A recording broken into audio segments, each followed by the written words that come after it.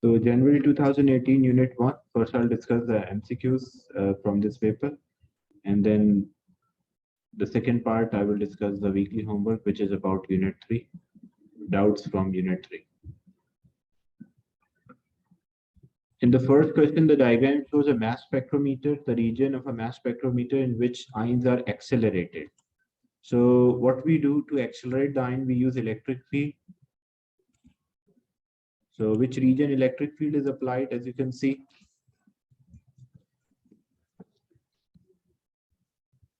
The space or the region where we apply because the first part is ionization, like removal of electron, and second part is acceleration. And to accelerate, we apply electric field, as you can see, to electrodes. So part B, acceleration is done. Part C, deflection, and part D, detection. So A is ionization. B is actually acceleration by using electric field. C is deflection by using a magnetic field, and D is a detection. So these are the 4 different parts in a mass spectrometer which we use to identify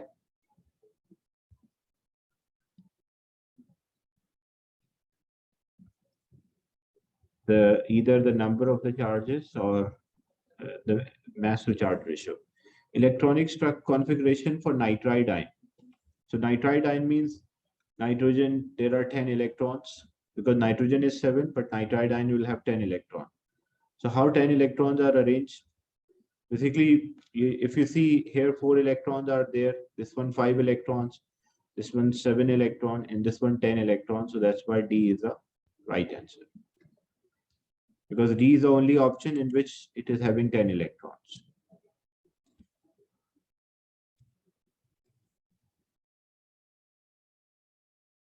In question 3, W, X, Y, and Z represent 4 elements in a periodic table, and these are not symbols for the element. Which of what is p block element with only 2 electrons in the outermost shell? So first, the region, the periodic table. As you can see, this is a periodic table. So we have on the first 2 group 1 and 2 are S block elements. Then group 3, 4, 5, 6 till 8, these are P block elements. And then we have D block element here, and then F block element, then lanthanide and actinide series. So first thing they're asking, which one is a P block element? So P block element can be Y or Z. But then they mentioned that this P block element should have 2 electrons only. So this one is group 4, 5, and this is group 6. So group 4 will be S2 and P2, and group 6 will be S2 and P4. So which is having 2p electrons in outer p orbital or subshell. So that is Y. So C is the right answer for this.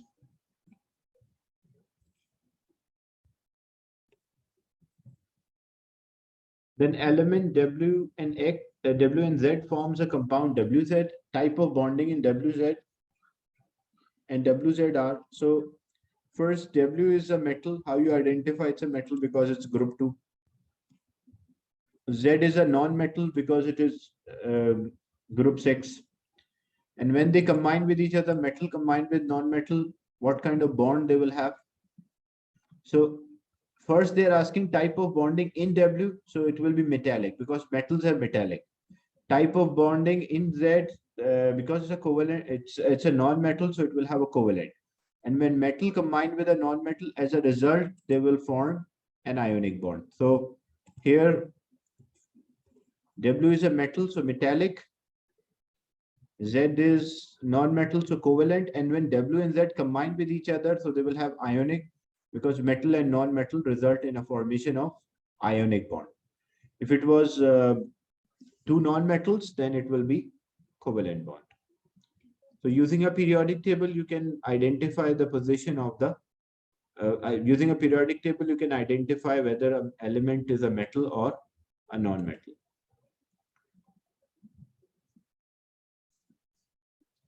Then a rare salt is there, alstonite, which is BaCaCO3.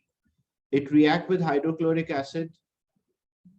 The percentage by mass of oxygen. So what is the percentage by mass of oxygen? So how to find the percentage of elements? The percentage of element equals mass of element in the compound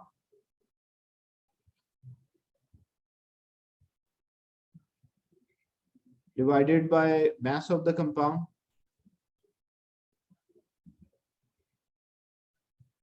multiplied by 100. So mass of element in a compound, because we are finding percentage of oxygen, so we need mass of oxygen. How many oxygen are there? 3 multiplied by 2, 6 oxygen. And so, what is the total mass? Because one oxygen is 16, so 16 times 6, that will be 96. So total mass of oxygen is 96. Divided by total mass of a compound, molar mass is given here, 297.4. So that is 297.4, and multiplied by 100. So this will give us the percentage of oxygen in this compound.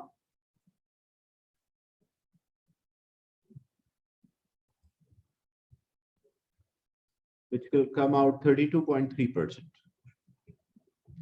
Then they're asking what is the total number of ions in 1 mole. So how to identify total number of ions in 1 mole?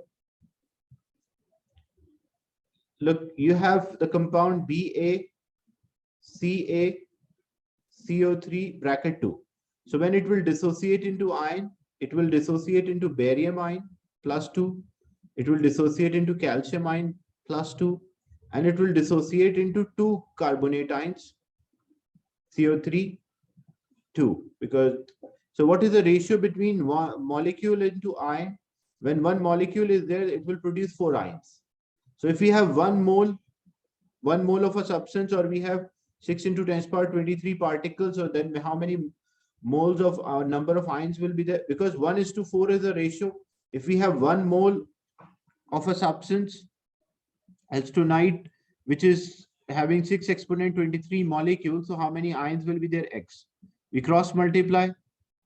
So this will come out as 2.4 into 10 to the power 24. So it will come out as option D.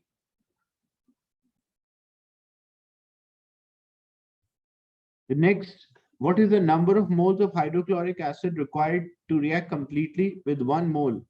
So of alstonite, how we identify? Look, the compound is BaCaCO3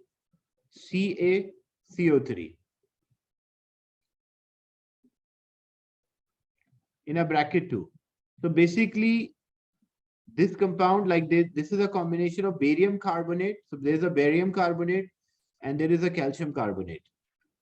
So when I write a balance equation for barium carbonate, so if react with HCl, hydrochloric acid, so barium is group 2, so it will produce BaCl2, salt, water, and carbon dioxide. Equation must be balanced. So if we have 2 chlorides, so we put 2 here, chloride is balanced, hydrogen is already balanced, other rest are balanced. So it means for 1 molecule of barium carbonate, we need 2 molecules of hydrochloric acid. Same thing, if we have calcium carbonate, the same balance equation will be 2 moles we need to produce salt, water, and carbon dioxide. So 2 moles of HCl are needed to react with barium carbonate, and 2 moles of HCl are needed to react with calcium carbonate. So how many total moles are needed to react with this whole compound? So we need 4 moles of HCl. That's why D is the right answer. So separately, you can write the equation, the balance equation for each compound. And then for total compound, it will be the sum of the 2 molecules, like sum of the molecules of HCl in the 2 equations.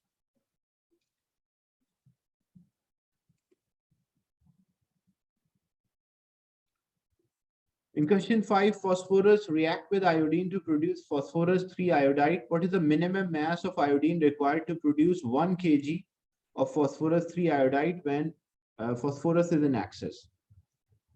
So we need a minimum mass of iodine, which is required to produce 1 kilogram of this phosphorus iodide.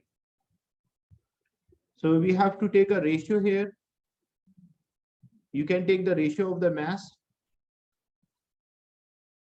Using a periodic table, you will find the mass of iodine. Phosphorus iodide, mass of 1 mole is 411. Here, iodine, using a periodic table,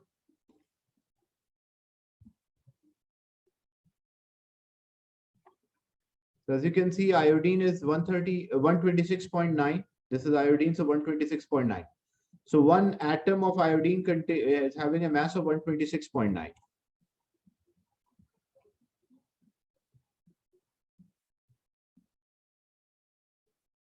So when we take the total ratio of the mass, like 6 iodine molecule to 4 phosphorus 3 iodide, Ti3. So it will be 6 multiplied by 212 and 12 multiplied by 126.5.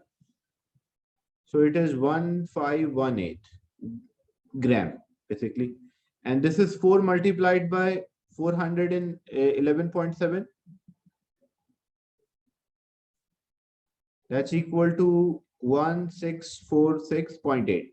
But because I'm taking a ratio, even if the two masses are in gram and other mass in kilogram, it won't make difference, because when we are taking a ratio, unit conversion does not make a difference. Because I will divide this by 1000, this also by 1000 and take a ratio, it will be same without converting them. So if I have 1 kilogram or 1000 gram, so this will be X. Cross multiply.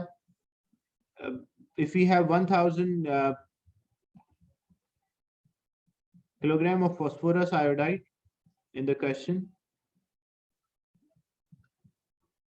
so it is 1000 kg, so this will be X. Cross multiply, so 1518 times 1000 divided by 1646.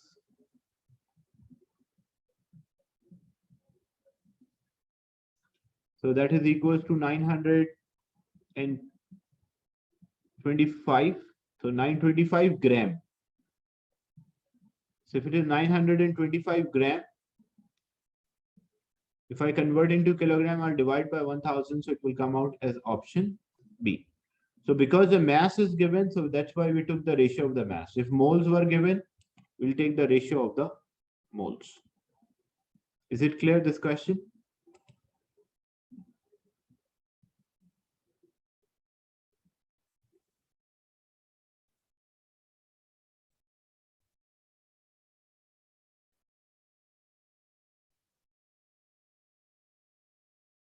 Sulfur react with chlorine to produce disulfur dichloride. What is the maximum mass of disulfur dichloride that could be produced from reaction of 0.1 mole of sulfur and 0.39 moles of chlorine? Look, whenever two reactants are given, what should be a first step? The first step is identifying the limiting reagent. So the ratio between sulfur S8 and chlorine molecule, ratio of their moles, 1:4. So if we have 0.1 mole, then X moles will be there, cross multiply. So we need 0.4. So for chlorine, for a complete reaction, we need 0.4, but we have only 0.394. It means chlorine is a limiting reagent. And whenever we are finding a product, we always find the product from the limiting reagent. So we have to take a ratio between chlorine and disulfur dichloride, S2Cl2. So ratio of the moles, 4:4. So if we have 0.394 moles, this will be X. So same will be there, 0.394. So 0.39 moles are there, and molar mass of 1 mole is given. So we can find mass in gram. So moles equal mass in gram divided by molar mass. So moles are given 0.394. Mass in gram we don't know. And the molar mass of S2Cl2, that is given 135.2. So this is divided, other side will be multiplied. So 0.394 times 135.2. So which is equal to 53.268, which is 53.27. So remember the question in which if both reactants are given, both reagents are given, what should be your first step? You should always find the limiting reagent. Which of these period 2 element has the highest? So when we move across till fourth group, it increases and then it decreases. So we have lithium is there, then boron, lithium, beryllium, boron is third. Then nitrogen is group 5 and then neon is group 8. So till group 4, it increases, and then after group, so 1 to 4, it increases, and then 4 to 8, it decreases. So that is boron, the group 3. If there was a group 4 element, then it will be higher than boron. So this is a trend in the melting point. As we move across, the melting point increases. Question 8, chlorine can be prepared by reaction between concentrated hydrochloric acid and concentrated sodium chlorate 1. Chlorine is hazardous substance and the risk due to chlorine is best lowered. Like when we have a hazardous substance, how we can decrease its, because the risk we want to, hazardous substance and the risk due to chlorine is lowered. How risks can be lowered? Using because chlorine is a gas, and whenever toxic gas is there, we always prefer to use a fume cover, because wearing a glove, they're asking for chlorine. Wearing a glove will help when you're handling acid or alkali.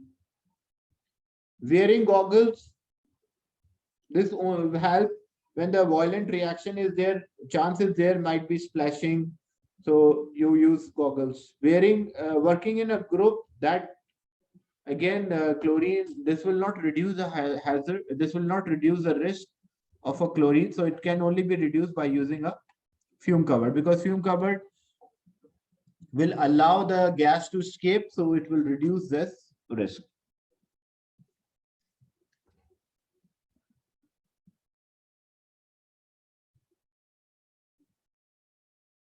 And working in a group, it will increase the chance or increase the risk that it may affect many people.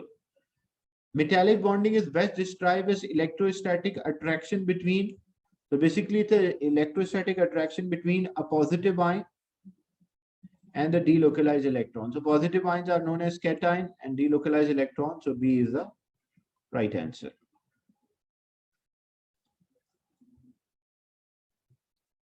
In question 10, ionic equation for reaction between hydrochloric acid and sodium hydroxide. Look, for a neutralization, always this equation is the ionic equation for neutralization. H plus and OH gives H2O. Why? Because HCl plus NaOH, all acids are aqueous, all alkalis are aqueous. As a result, when it produces sodium chloride aqueous and produce water. So chlorine will cancel with chlorine, sodium will cancel with sodium. So we are left with H plus, OH minus. As a result, it produces H2O. So A is the right answer.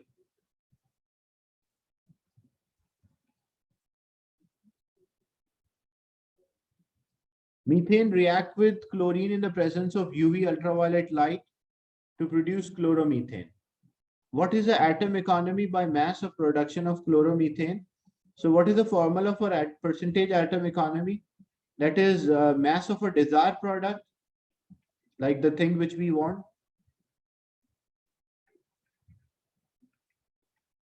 divided by either total mass of reactant or product,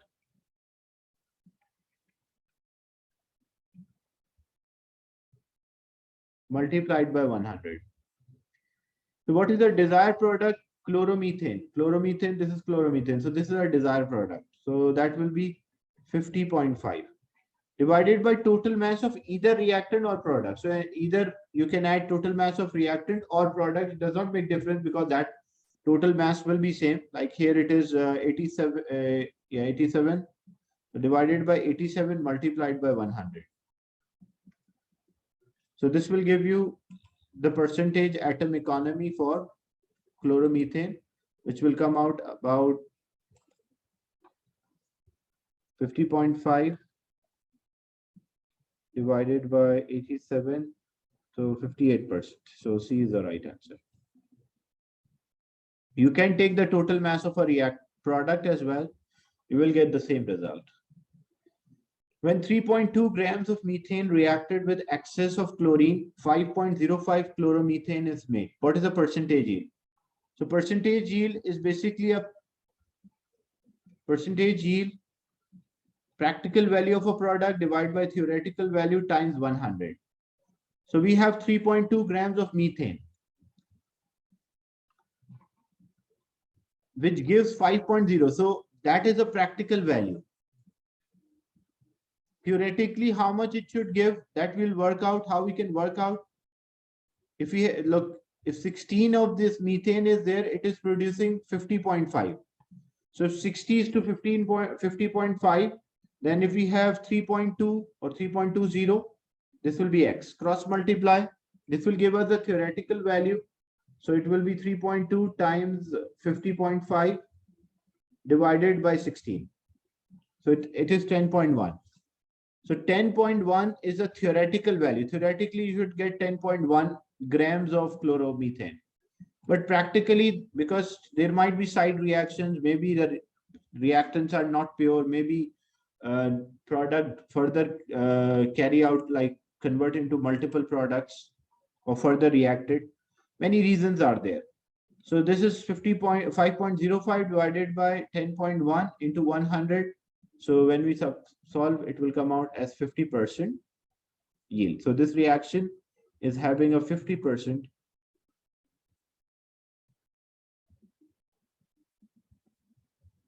yield. The next one, a methyl free radical forms in the reaction dot and cross diagram for methyl free radical.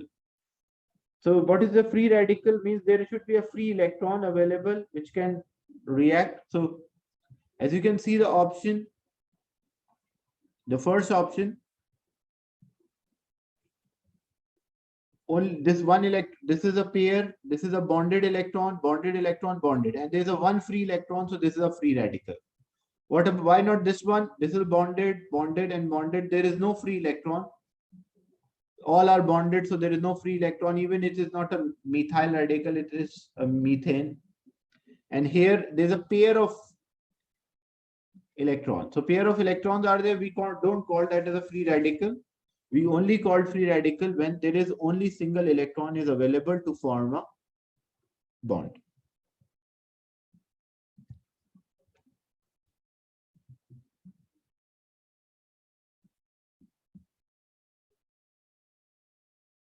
The Hess law can be used to determine the enthalpy change, such as formation of carbon monoxide from carbon and oxygen, which cannot be obtained directly.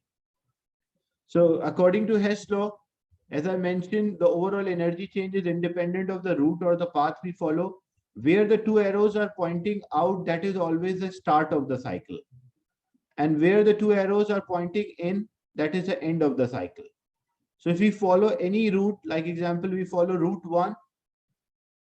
If we say this is route 1 and we follow route 2, the overall energy change is independent, does not depend. So delta H1 plus delta H3 equals delta H2. So if we need delta H1, delta H3 will go other side.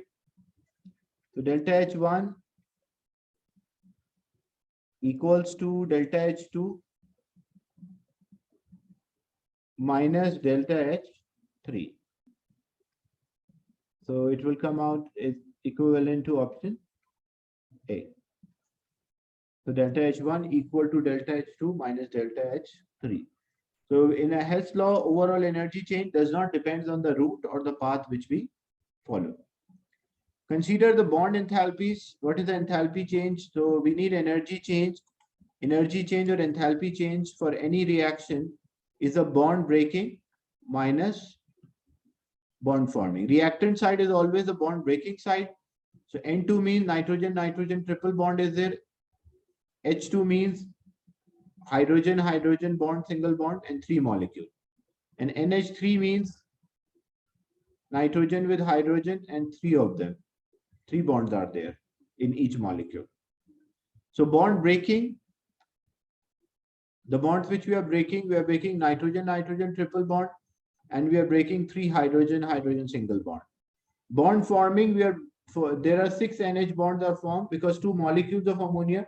So 6 NH bonds are formed. We'll substitute the values, the bond breaking energy, that is 945 plus 3 times 436.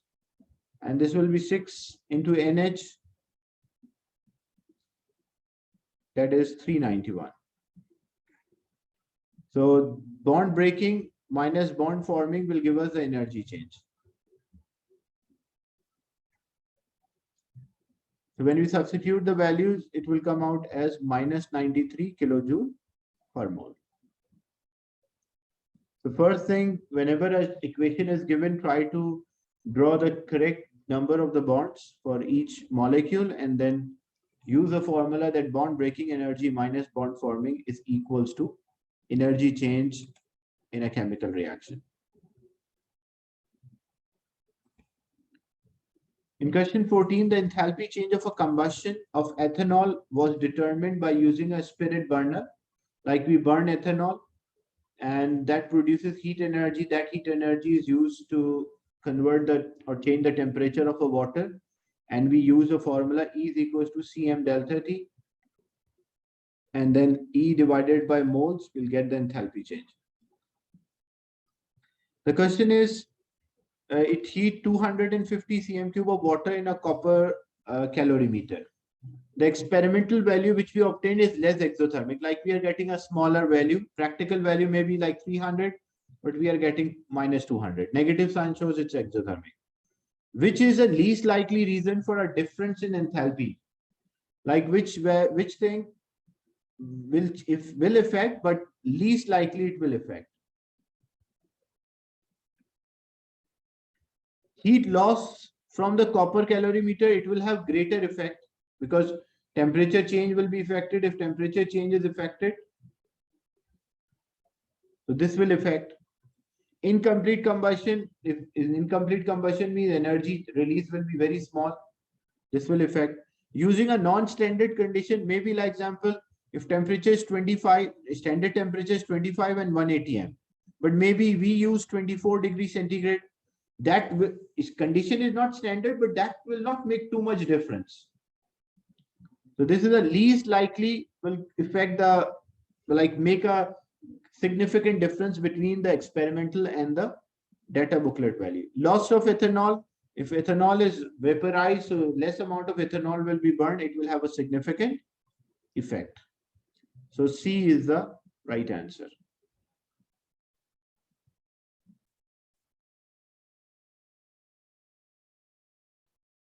Question 15, a drop of copper 2 sulfate solution was placed at the center of a damp piece of filter paper on a microscope slide. A direct current is applied. So copper sulfate is copper ions are colored, sulfate ions are not colored. So we'll have a copper ion which is +2, which is blue in color. So copper ion will move towards the cathode, the negative terminal. And what about the sulfate ions? Sulfate ions or hydroxide ions are there. Sulfate, nitrate, carbonate never move. So hydroxide will move, but what is this? This is a colorless, does not have any color. So movement towards the cathode. So this will be blue because copper ions are moving, and moving towards the anode, hydroxide ions will be there. So nothing, we don't observe anything. So D is the right answer because it is not a colored substance. So these are the questions from January 2018 paper.